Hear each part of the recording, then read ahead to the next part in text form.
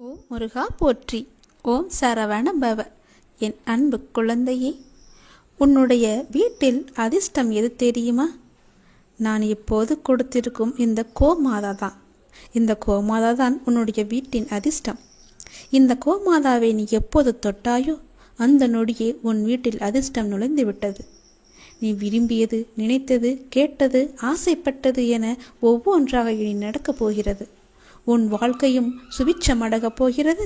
உன் வீடும் மங்களம் பொங்கப் போகிறது. உன் வீட்டில் தெய்வத்தின் சக்தி அதிகரிக்கப் போகிறது.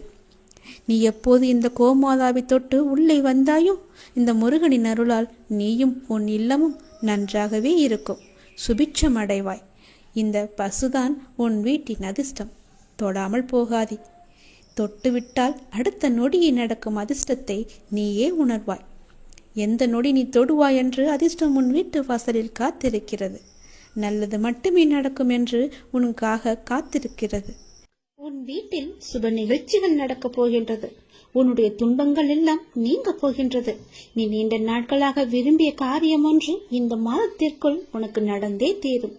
நீ கேட்டபடியே உன் வீட்டில் சுப நிகழ்ச்சியை நடக்குவதற்கான ஏற்பாடுகளை எல்லாம் நீ தொடங்கிவிடு. ஒருபோதும் என்னிடம் நீ பிரார்த்திப்பதை மட்டும் விட்டு விடாதே. ஒருபோதும் பிரார்த்தனை செய்வதை நிறுத்த வேண்டாம். சில நேரங்களில் நீங்கள் சோர்வாகவும் உதவியற்றவராகவும் இருப்பதை நான் அறிந்திருக்கின்றேன். தனியாக சென்று புலம்புவதை நான் பார்த்திருக்கின்றேன். நீங்கள் ஜெயிப்பதை, நீங்கள் ஜெபிப்பதை நிறுத்தாதே. அதை செய்யவே செய்யாதே. உங்கள் எல்லா பிரார்த்தனைகளையும் நான் கேட்டிருக்கிறேன். உங்கள் பிரார்த்தனைக்கு நிச்சயம் நான் பதிலளிக்கின்றேன்.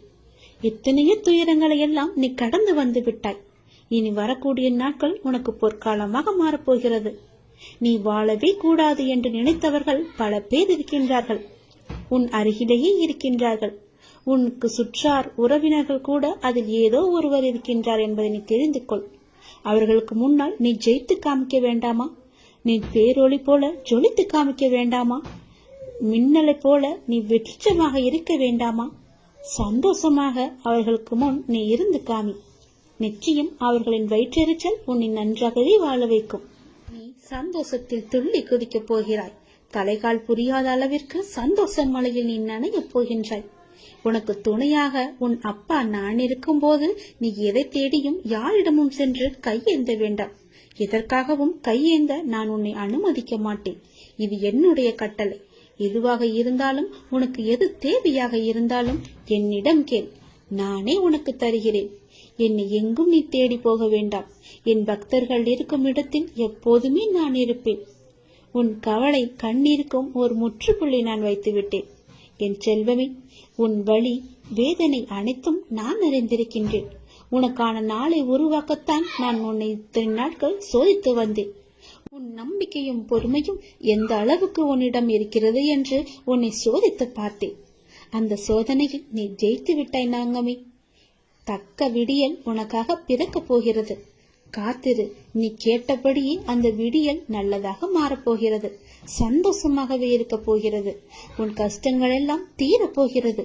நீ கேட்டபடியே உன் வீட்டில் சுப காரியங்கள் எல்லாம் நடக்கப் போகின்றது.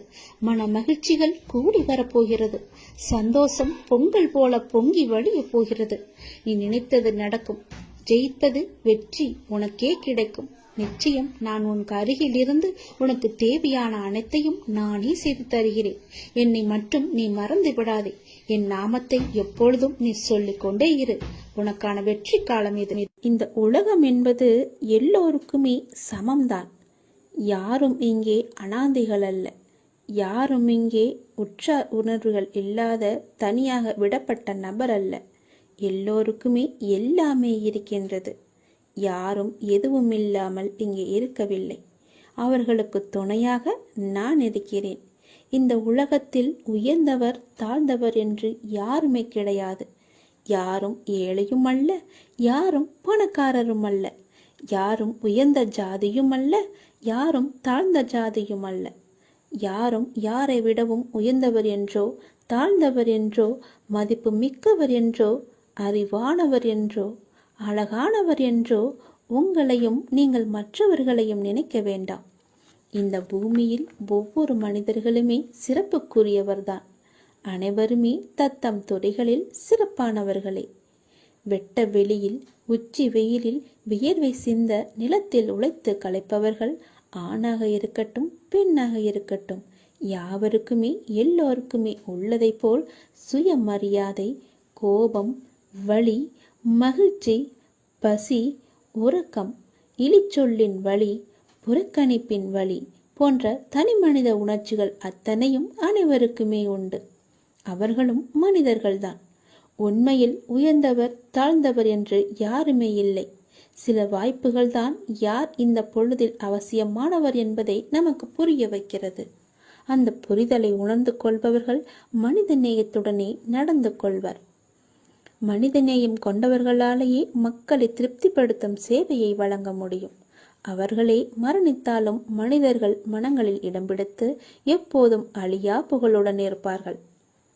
மனிதர்கள் யாராயினும் அவர்கள் அனைவருமே சமம்தான். உயர்ந்தவர் என்றோ தாழ்ந்தவர் என்றோ, படித்தவர் என்றோ படிக்காதவர் என்றோ, ஏழை என்றோ பணக்காரன் என்றோ, கருப்பு என்றோ சிவப்பு என்றோ, உயர்ந்த ஜாதி என்றோ தாழ்ந்த ஜாதி என்றோ எந்த இருமே கிடையாது. அப்படிப்பட்ட நிலை நிச்சயமாகவே மாற வேண்டும். சமத்துவம் என்ற நிலை நிலவ வேண்டும் என்றால் மக்கள் மனதில் மாற்றம் ஏற்பட வேண்டும். ஏற்பட்டே ஆக வேண்டும். எனக்கு எல்லோருமே சமம்தான். நான் யாரையும் ஏற்று இரக்கத்தோடு நான் பார்ப்பதே இல்லை. அது நம்மிடமிருந்தே தொடங்குவோம். இனி ஒரு உலகம் புதிதாக அமைப்போம். நிகரான மனிதர்களை மதிப்போம். நாமாக வாழ்வோம். முதலில் மனிதனாக வாழ்வோம். நான் யாரையும் ஏற்றம் இரக்கம் கொண்டு பார்க்காமல் அனைவரையும் சமமாகவே பார்க்கிறேன். எல்லோருமே என்னுடைய குழந்தைகள்தான். நீங்களும் அப்படியே பாருங்கள். ஓம் நமச்சிவாய. எல்லாம் நல்லதே நடக்கும். நீ பொறுமையுடன் இரு. நீ விரும்பிய எதுவும் உன் வாழ்க்கையில் கிடைக்காமல் போயிருக்கலாம். ஆனால் நீ விரும்பியதை விட சிறப்பான ஒன்றை உனக்கு நான் தருவேன். என் மேல் உனக்கு நம்பிக்கை இருக்கிறது அல்லவா? எல்லாம் வல்ல இறைவன் உனக்கு நல்லது செய்வதற்காகத்தான் நான் காத்து கொண்டிருக்கிறேன். உனக்கு தெரியாது நான் உனக்காக என்ன திட்டங்கள் வைத்திருக்கிறேன் என்று. இன்னும் சில நாட்கள் காத்திரு. என்னுடைய திட்டங்களை கண்டு நீ மிகவும் சந்தோஷப்படுவாய். என் அப்பா எனக்கு இப்படி செய்து விட்டாரே என்று நீ மிகவும் சந்தோஷமாகவே வாழ்வாய். சுய விசாரணை ஒன்றுதான் தவறில்லாத ஒரே வழி. நீங்க உண்மையில் இருக்கும் நிபந்தனையற்ற முழுமையான இருப்பை உணர ஒரே நேரடியான ஒன்று சுய விசாரணை. நான் யார்? விசாரணை எல்லா எண்ணங்களுக்கும் ஆதாரம் நான் என்ற எண்ணமே. நான் யார் என்ற சுய விசாரணையால் தான் மனம் ஒன்றி போகும். நான் யார் என்ற எண்ணம் மற்ற எல்லா எண்ணங்களையும் அழித்து இறுதியில் தன்னையும் கொன்றுவிடும். மற்ற எண்ணங்கள் எழுந்தால் அவற்றை முடிக்க முயற்சிக்காமல் இந்த எண்ணம் யாருக்கு எழுந்தது என்று விசாரிக்க வேண்டும். எத்தனை எண்ணங்கள் எழுகின்றன என்பது என்ன? ஒவ்வொரு எண்ணம் எழும்பும் போதும் உஷாராக இருக்க வேண்டும். இந்த எண்ணம் யாருக்கு வருகிறது என்று கேட்க வேண்டும். எனக்கு என்று பதில் வரும். அப்போது நான் யார் என்று நீங்கள் விசாரித்தால் மனம் அதன் மூலத்திற்கு அல்லது எங்கிருந்து வந்தது என்று திரும்பவும் எழுந்து எண்ணமும் மூழ்கும். இப்படி அதிகமாக பயிற்சி செய்யும் போது மனதின் மூலாதாரமாக நிலைத்து நிற்கும் சக்தி அதிகரிக்கும். அப்படிதான் நீங்கள் எந்த விஷயத்தை செய்தாலும் எங்கு போனாலும் இதை செய்யலாமா, இதை செய்வதால் நமக்கு நன்மை ஏற்படுமா என்று ஒரு முறைக்கு பல முறை நீங்கள் யோசிக்க வேண்டும். எடுத்தோம் முடித்தோம் என்று எந்த ஒரு காரியத்தையும் செய்யக்கூடாது. இன்றைய நிலைக்கு இது வந்தால் நமக்கு சரியாக இருக்கும் என்று நீங்கள் நினைக்கலாம். அது நாளை உங்களுக்கு சரியாகமா இருக்குமா என்று ஒரு தடவைக்கு பல முறை யோசித்து செயல்படுங்கள். இல்லையென்றால் நீங்கள் பிரச்சனையில் போய் மூழ்கி விடுவீர்கள். எல்லாவற்றையும் தீர்ப்பதற்கு நான் இருக்கிறேன். இருந்தாலும் நீங்கள் கொஞ்சம் கவனமாகவே இருக்க வேண்டும். எல்லாவற்றையும் யோசித்து செயல்பட வேண்டும். எங்கு போனாலும் யோசித்து பாருங்கள். நல்லது நடக்கும். ஓம் நம சிவாய. எல்லாம் நல்லதே நடக்கும். இனி எல்லாமே உனக்கு நல்லதாகவே நடக்கும். நீ மனதில் குழப்பத்தோடு இருப்பதால் செய்யும் எல்லா செயலிலும் உனக்கு கவனம் செலுத்துவதாக நினைத்து கொண்டு நீ இப்போது கவனமின்றி எல்லாவற்றையுமே இழந்து கொண்டு வந்து கொண்டிருக்கிறாய். சரிதானே? உன்னிடம் உள்ளது எல்லாமே இழக்கும் சூழ்நிலையில் இருக்கிறது. ஏனென்றால் உன் மனதில் குழப்பம் உன்னை ஆட்டி படைத்துக் கொண்டிருக்கிறது. எந்த சூழ்நிலை ஆயினும் அதிலுள்ள நல்லதை மட்டுமே பார்க்கும் பழக்கத்தையும் பக்குவத்தையும் நீ வளர்த்துக்கொள். அப்பொழுதுதான் உன்னால் எவ்வளவு கடினமான சூழ்நிலையும் எதிர்கொள்ள முடியும். நீ ஒன்றை மட்டும் புரிந்து கொள். இவ்வுலக வாழ்வில் நடக்கும் நிகழ்வுகள் அனைத்துமே ஏதாவது ஒரு காரணத்திற்காக மட்டுமே நடக்கிறது. அதில் நீ மட்டும் விதிவிலக்கு அல்ல. உன் வாழ்வில் நடக்கும் நிகழ்வுகள் அனைத்தும் உன் இறந்த கால வாழ்விலோ அல்லது முன் ஜென்மத்திலோ நீ விதித்த செயல்களின் விளைச்சல்கள். அதைதான் தற்போது நீ அறுவடை செய்து கொண்டிருக்கிறாய். அதற்காக நீ உன்னை தாழ்த்தி கொள்ளாதே. எல்லாமே உன்னுடைய கர்ம வினைகளின் படிதான் நடந்து கொண்டிருக்கின்றன. இப்பொழுது நீ செய்யும் செயல்களுக்கான பலனை நிச்சயமாகவே வருங்காலத்தில் நிச்சயமாகவே அனுபவிக்க வேண்டும். அதனால்தான் நான் உனக்கு அடிக்கடி கூறுவது, எல்லோருக்கும் உன்னால் முடிந்த உதவிகளை எந்த ஒரு எதிர்பார்ப்பும் இன்றி செய்யென்று. யாரையுமே நீ திட்டாதே, உன் வாயால் சாபமிடாதே, யாருக்கும் உன் மனதால் கெடுதல் நினைக்காதே. நீ எதை செய்கிறாயோ அதுவாகவே உன்னை வந்து சேரும். அதற்காக எனக்கு தீங்கு துரோகம் நிலத்தவர்கள் என்ன செய்ய என்று நீ என்னை பார்த்து கேட்பது எனக்கு புரிகிறது. உன்னுடைய மனம் வருந்தினாலே போதும். உனக்கு பாதிப்பை தந்தவர்களுக்கான தண்டனையை காலம் நிச்சயம் கொடுத்தே தீரும். உன் அப்பா நான் பார்த்து கொண்டு சும்மா இருக்க மாட்டேன். எல்லாமே உடனுக்குடன் நடக்க வேண்டும் என்று மட்டும் நினைக்காதே. தாமதமாயினும் என்றுமே தர்மமே வெல்லும். எனவே எந்த நேரத்திலும் நேர்மையாக சிந்திக்கவும் செயல்படவும் நீ தொடங்கு. அதுதான் உனக்கு உன் லட்சியத்தை அடைய செய்யும்.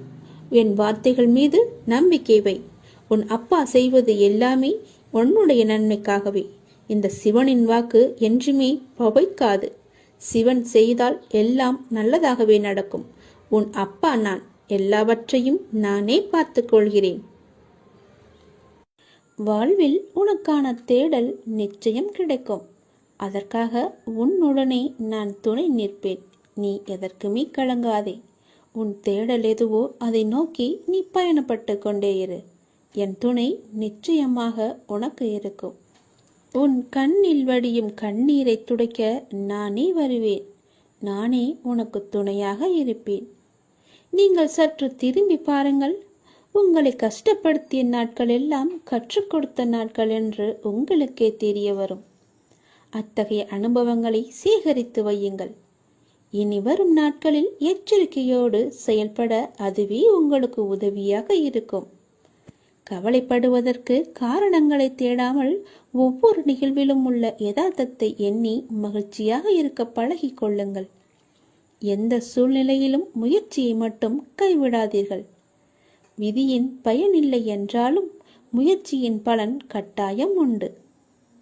காலில் மிகச்சிறிய முள் குத்தி இருந்தால் கூட எவ்வாறு விரைவாக ஓட முடியாதோ அதே போல உங்கள் மனதில் சிறிய சிறிய பிரச்சனைகள் உங்கள் செயல்பாட்டு திறனை பாதித்தால் நீங்கள் பெரிய வாய்ப்புகளை உரிய தருணத்தில் சரியான முறையில் பயன்படுத்தி வெற்றி காண முடியாது.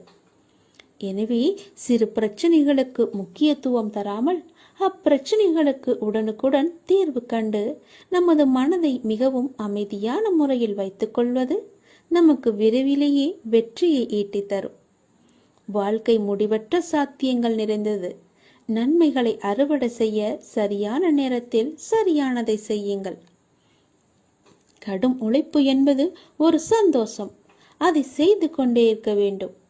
வெகு நிச்சயமாய் ஏதோ ஒரு கணத்தில் அந்த கிரீடத்தை தலையில் வைக்கும். அந்த கணம் யாருக்கும் கிரீடம் என்று தெரியாது. ஆனால் உழைப்பவர்களுக்கு கிரீடம் நிச்சயமாகவே உண்டு. ஒருபோதும் உழைப்பவர் தோற்று போக மாட்டார். உழைப்பவருக்கே உழைப்பின் அருமை தெரியும். ஆகவே உழைப்பதை ஒரு வைராக்கியமாக கொண்டு உழைத்து வெற்றி பெற்று நீங்கள் வாழுங்கள். இந்த அப்பாவின் துணை உங்களுக்கு எப்போதுமே இருக்கும். என் அனுக்கிரகத்தால் இந்த பிறவியில் என்னை நீ ஆராதித்து கொண்டிருக்கிறாய். அப்படி என்னை வணங்கும் அவகாசம் உனக்கு கிடைத்ததே ஒரு பெரிய யோகம். நீ இப்பிறவிக்கு சாட்சி. நான் உன் பூர்வ ஜென்மங்கள் அனைத்திற்குமே சாட்சியாக இருப்பேன். நீ எதை பற்றியுமே கவலைப்படாமல் உன்னுடைய இலக்கு எதுவோ அதை நோக்கி நீ பயணப்பட்டு கொண்டே இரு. உன் இலக்கில் எந்த ஒரு கெடுதலும் வராமல், எந்த ஒரு தடையும் வராமல் நான் பார்த்து கொள்கிறேன். என் துணை உனக்கு எப்போதுமே உண்டு. வரை உனக்கு கைக்கு எட்டியது கை நழுவி போனது அல்லவா? கண் முன்னே இருந்தது காணாமல் போனதல்லவா? இது போன்ற சூழ்நிலைகள் உனக்கு முடிவுக்கு வரப்போகின்றது. உன் வாழ்வில் ஒரு புதிய மாற்றம் வரப்போகின்றது.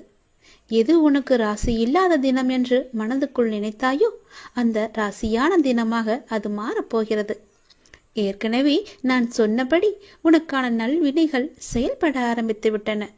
சில விஷயங்கள் உனக்கு முட்டுக்கட்டையாக இருந்தாலும் உன் முன்னேற்றத்தை யாரும் தடுக்க முடியாது. ஏனென்றால் உனக்கு துணையாகத்தான் உன் அப்பா நான் இருக்கின்றேனே. நீ முன்னேறி சென்று கொண்டே இரு. எப்போதும் முன்னோக்கியே நடக்க பழகு. இப்பொழுது இருக்கும் உன் மனநிலையை குறித்து சிறிதும் அஞ்சாதே, அதிருப்தியும் அடையாதே. லட்சியத்தை அடைந்தே தீருவன் என்று உன் உள்ளத்தில் உறுதியை நீ உண்டாக்கிக்கொள். நீ செய்யும் செயல்களில் ஈடுபாடும், அந்த செயல் உனக்கு எவ்வளவு முக்கியமானது என்ற உணர்வும் இல்லையேல் நீ செய்வதெல்லாம் நேரத்தையும் வாழ்க்கையும் வீணடிப்பது மட்டுமே. எல்லாம் திரும்பி போனால் திரும்ப வராது. எதிலும் வெற்றி பெற இயலாது. நீ செய்யும் காரியத்தால் வாழ்க்கையில் ஏதோ ஒன்று சரியாகவோ தவறாகவோ நடந்தால் அதற்கு காரணம் எது என்பதை நீ முதலில் ஆராய்ந்து பார். அதை நீ திருத்திக்கொள். வாழ்க்கையின் சிறு விஷயங்களிலும் முழு ஈடுபாட்டுடன் இருந்தீர்கள் என்றால் அதில் நிச்சயம் நீ வெற்றி பெறுவாய். ஒரு புல் வளர்வதற்கு சிரமப்படுவதில்லை.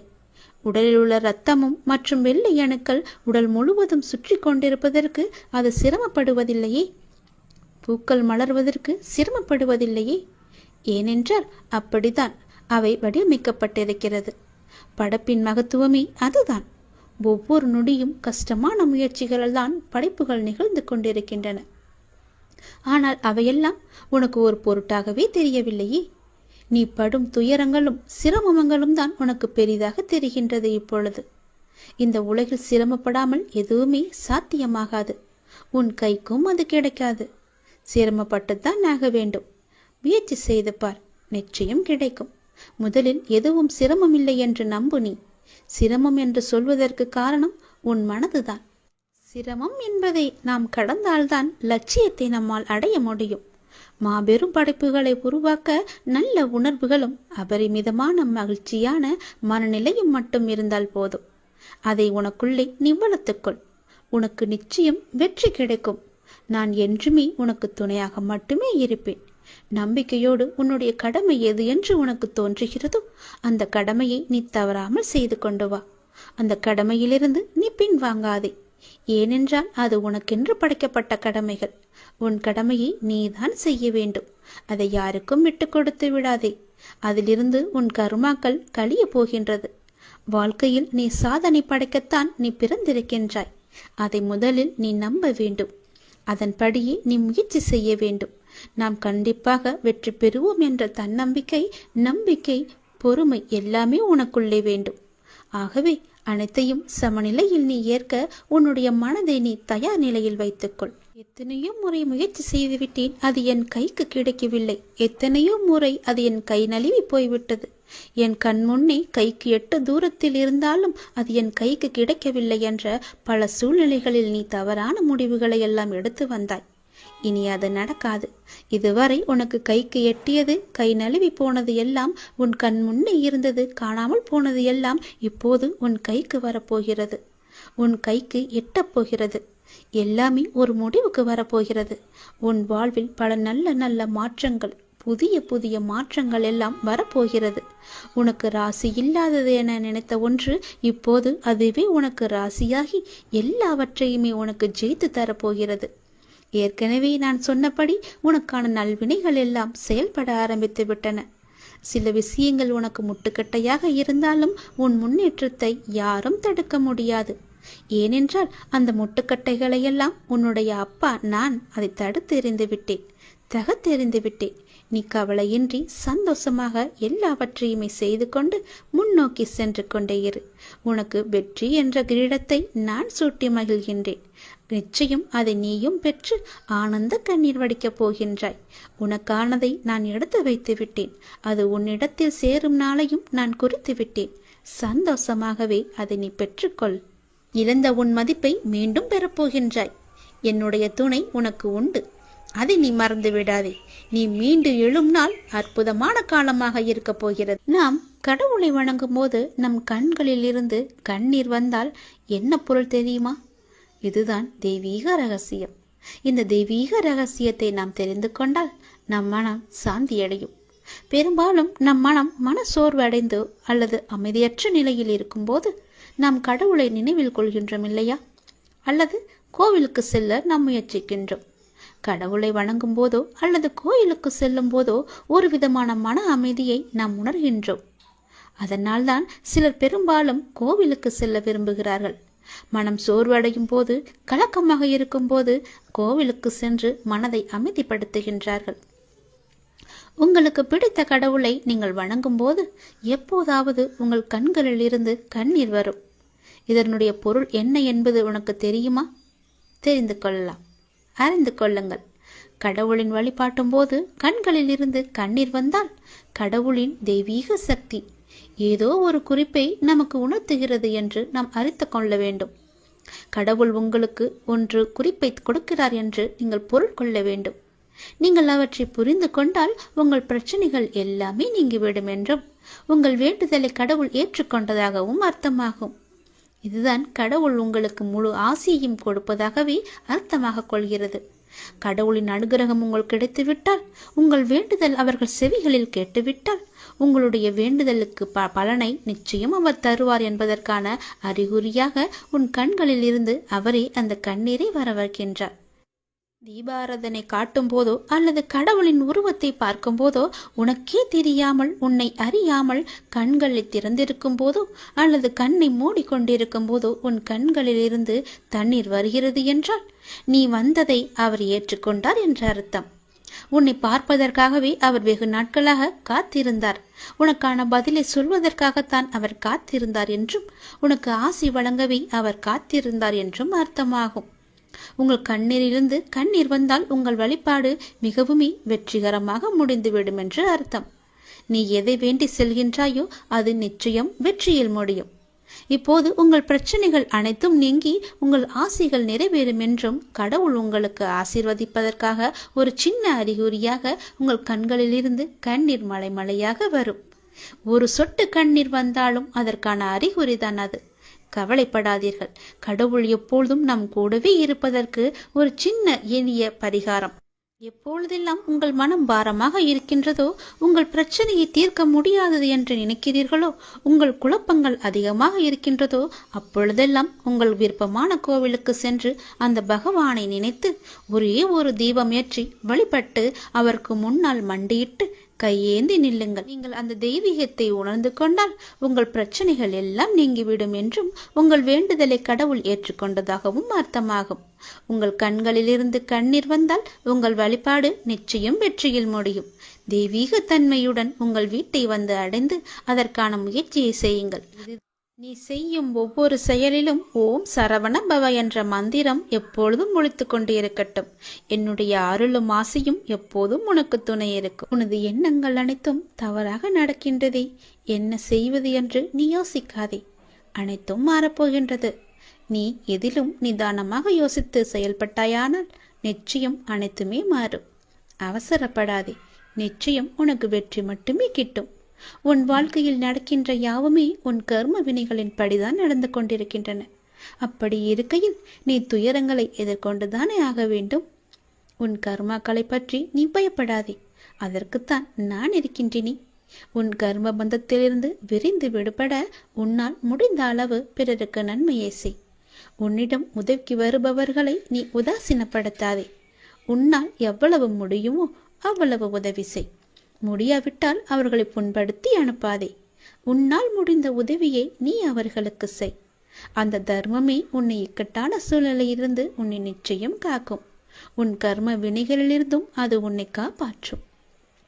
வாழ்க்கையில் இன்பமும் துன்பமும் அவரவர் கையாளும் வகையில்தான் மாறுபடும்.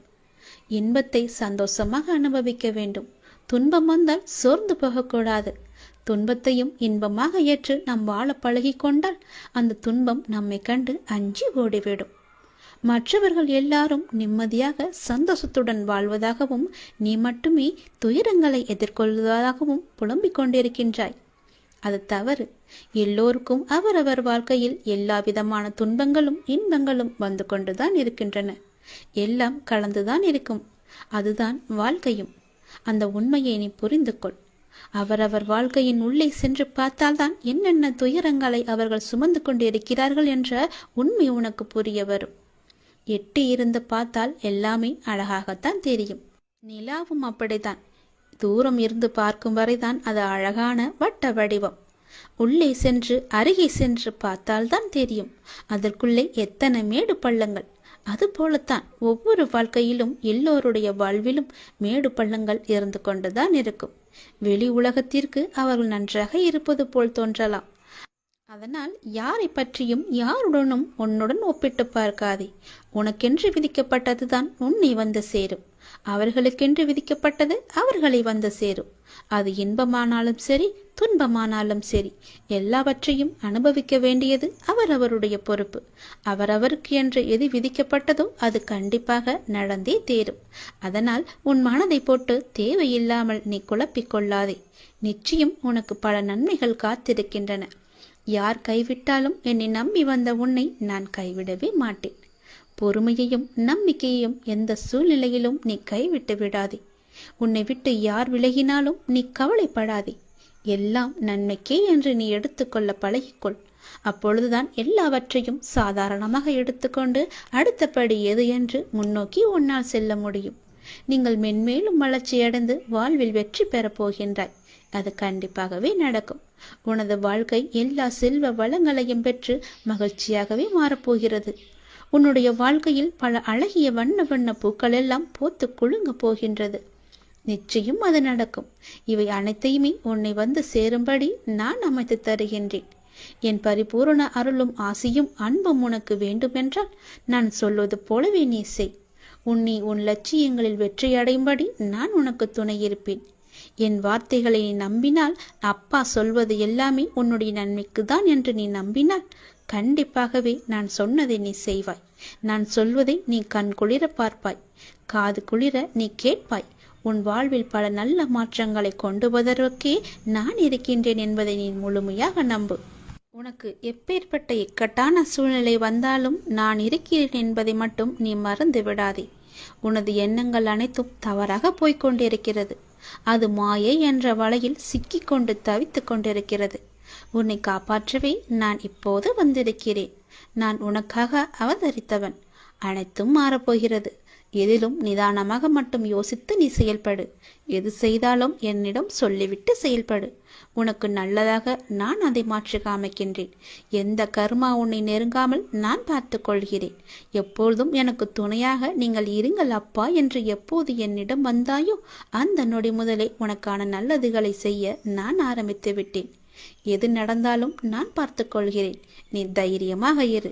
எல்லாவற்றையும் நானே பார்த்து கொண்டு அதற்கான பல வெகுமதிகளை தருகிறேன்.